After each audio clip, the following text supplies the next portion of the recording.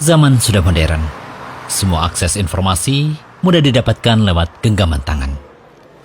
Ya, dengan gadget, semua informasi bisa diakses hanya dengan duduk atau rebahan tanpa perlu mengeluarkan tenaga. Jika seseorang ingin belajar memasak, mencoba resep makanan baru, memperbaiki alat, atau membuat kerajinan tangan, bisa belajar melalui media sosial yang ada. Namun, apakah hal itu juga berlaku dengan ilmu agama? Tentu banyak alasan kenapa kita tidak bisa hanya mengandalkan ngaji lewat media sosial. Seperti yang kita tahu, ulama terdahulu, jika hendak belajar suatu ilmu, aturannya cukup serius. Barangkali lebih serius dari yang tampak sekarang. Pada titik-titik tertentu, ilmu agama itu perlakuannya seperti trak keluarga, atau mungkin hampir sama seperti warisan. Didapat dari seorang guru, diberikan kepada murid, murid kemudian mentransfer ke muridnya lagi. Begitu seterusnya. Istilah yang kita kenal sanad sebagai jalur transmisi.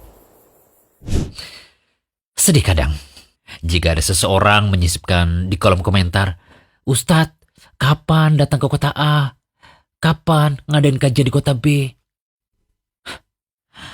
Maaf kawan, di antara perhatian dan usaha para ulama dalam menjaga sunnah Rasulullah SAW, yaitu dengan bepergian atau rihlah, melakukan perjalanan untuk mengumpulkan hadis. Mereka mengerahkan segala daya dan upaya untuk mengumpulkan hadis dan sanad-sanadnya hingga bepergian yang menempuh jarak sangat jauh dengan tingkat kesulitan sedemikian besar.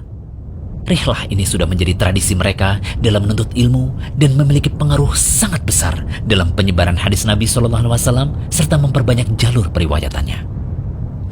Ada hadis yang disebutkan dalam Sunan Abu Daud dan hadisnya sahih.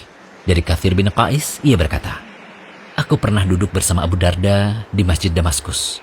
Lalu datang seorang pria yang lantas berkata, 'Wahai Abu Ad-Darda, aku sungguh mendatangi dari kota Rasul SAW, yakni Madinah Nabawiyah, karena ada suatu hadis yang telah sampai padaku, di mana engkau yang meriwayatkannya dari Rasulullah SAW. Aku datang untuk maksud mendapatkan hadis tersebut.'" Subhanallah.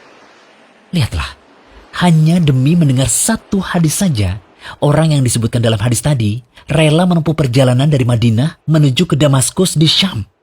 Ini bukan jarak yang dekat loh. Ini ditempuh dengan bersafar. Ya, ilmu itu didatangi, bukan ditunggu. Melanjutkan hadis tadi, Abu Darda lantas berkata, "Sesungguhnya aku pernah mendengar Nabi SAW bersabda, 'Barang siapa menempuh jalan untuk mencari ilmu, maka Allah akan mudahkan baginya di antara jalan menuju surga.'"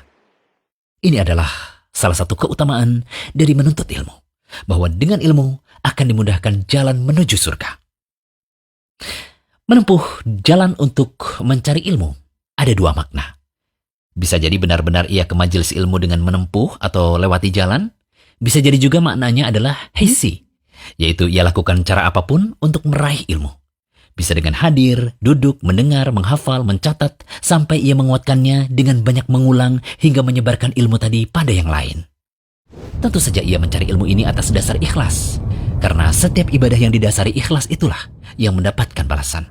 Jika ilmu agama dicari hanya untuk meraih dunia, dapat kedudukan mulia, atau dapat gelar, maka tentu tidak mendapatkan balasan seperti disebut dalam hadis. Sementara yang dimaksudkan akan dimudahkan jalan menuju surga adalah ia diberi taufik di dunia untuk beramal soleh. Sehingga dengan amalan itu, ia bisa masuk surga atau ia dimudahkan jalan di akhirat untuk masuk ke surga. Demikian keterangan dari Al-Munawi dalam Faidul Qadir. Semoga yang kami paparkan ini bisa menjadi pelecut semangat untuk terus belajar menuntut ilmu demi kebaikan agama dan akhirat kita. Amin. Jangan lupa kunjungi rumaiso.com. Update setiap hari, insya Allah.